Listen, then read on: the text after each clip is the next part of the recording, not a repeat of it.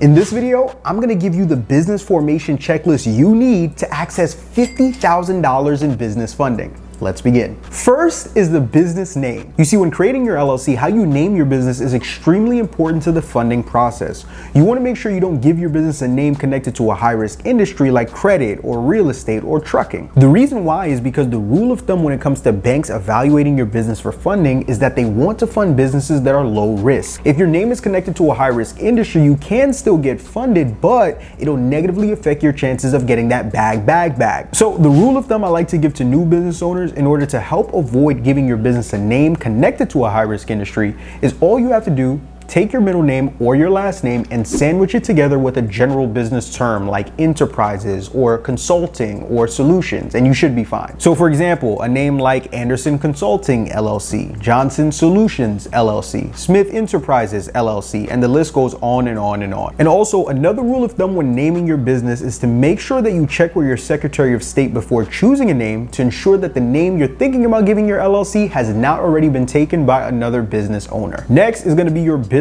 address. Now, the biggest mistake that most business owners make when it comes to this is that they create a business, but then they give that business the same address as their personal home address, which is a huge no-no. You see, in order for our business to look as legitimate as possible, we want our business to have its own address separate from any of our personal information. So instead of making your business address your home address, you're gonna have to invest in what is called a virtual office. A virtual office is essentially a mailbox that you can rent at a commercial location to say that that location's address is the official address of your business. This is going to help your business to look more legitimate in the eyes of banks and lenders and increase your chances of getting to the bag. Now, if you already have a brick and mortar that you operate your business out of, then this doesn't apply to you. However, if you don't, here are 3 websites that you can use to secure your first virtual office. Number 1 is Regus.com. Number 2 is Opus.com. And number 3 is AnytimeMailbox.com.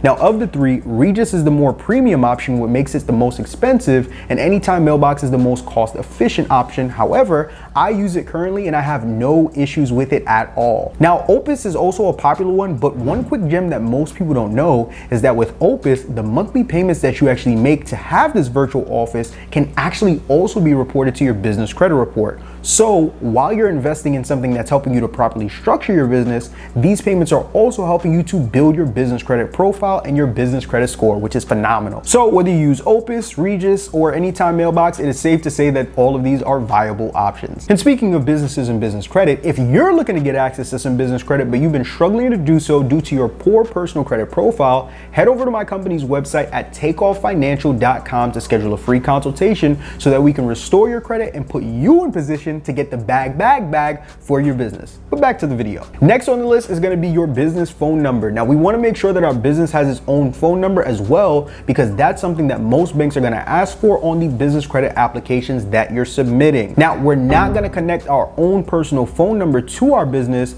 We're going to make sure that we give our business its own phone number. Now, some of the platforms that you can look into to do this are Grasshopper.com, Nextiva.com, and RingCentral.com. But if you want the most cost-efficient option, I would highly recommend you look into Google Voice, which is only going to cost you $6 a month to have. Now, when choosing a business phone number, try and secure an 800 number because it does look a lot more professional in the eyes of banks and lenders than a residential area code. However, if you can't, as long as your business has its own phone number that's totally separate from you, then you should be fine. Next is your business website. Now, the most underrated aspect of business funding is to have your business website set up. You see, most people don't know that when they apply for business funding from banks and lenders online, when they get to the end of the application and the website tells them that the bank is going to follow up in 3 to 5 business days, that's because during that time frame, what the bank is doing is running their data points to determine if they will approve you or not for the funding you're looking for. And one of the things they're looking for during that time period, on top of the business name and on top of the business phone number and the address, is your business's website. So with that being said, you don't need any fancy state-of-the-art super duper website. You just need a landing page that's in place so that when the banks are running their data points, that they can see that your business has a website directly connected to it, so they know that you're legitimate, and this increases your chances of getting the funding you're looking for. You can hire a freelancer on Fiverr and pay them anywhere between $100 to $150 to get this done.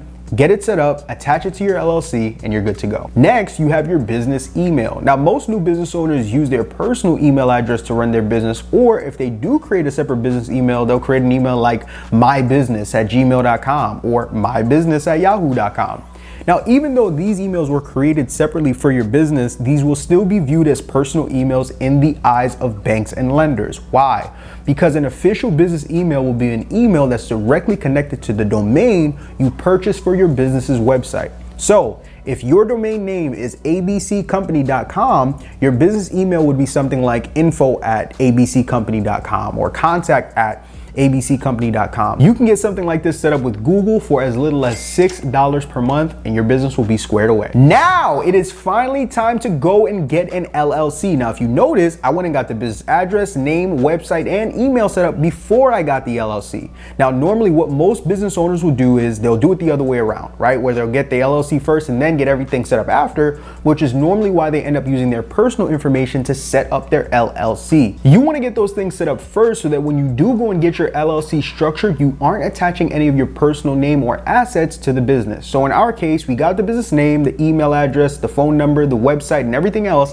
Now it's time to start setting up our LLC, and that starts with our articles of organization. Now, your articles of organization is essentially the paperwork that makes your LLC an LLC, and you can either get this through your Secretary of State website, or what I would personally recommend is using a website called Incfile. Incfile is a platform that helps get your LLC set up for you, and unlike LegalZoom, they're not going to charge you exorbitant fees to do so. Then, after you get your articles of organization, you now have your EIN and your operating agreement. Your EIN is your business's social security number. This is the number that the IRS uses to identify your business for taxation purposes. Now, you can get this number through the irs.gov website for free, and it literally only takes you 2 to 4 minutes to get it done. And lastly, you have your operating agreement. Now, your operating agreement is essentially a document that outlines the nature of what your business does. And very rarely, if at all, will you ever get asked for this, right? Usually banks only want to see this if you're looking to get a large lump sum of money as a loan, right? Whether it's $100,000 in funding or $250,000 in funding in one shot. But outside of that, they usually don't ask for it. You don't have to pay anyone to get this. You can simply get this by Googling operating agreement template, finding one online for free, and plugging in your business information into it, and then keeping it tucked somewhere in a Google Drive or in a folder somewhere in your house in the event that you do need it. So once you have all these things paired with a clean credit report, now you will be in position to go out and get a bag for your business. Remember to subscribe for more content like this, and click the link in the description to schedule a free consultation to learn how you can get your credit restored to access funding. But as always, I'm Marvin Francois. Peace.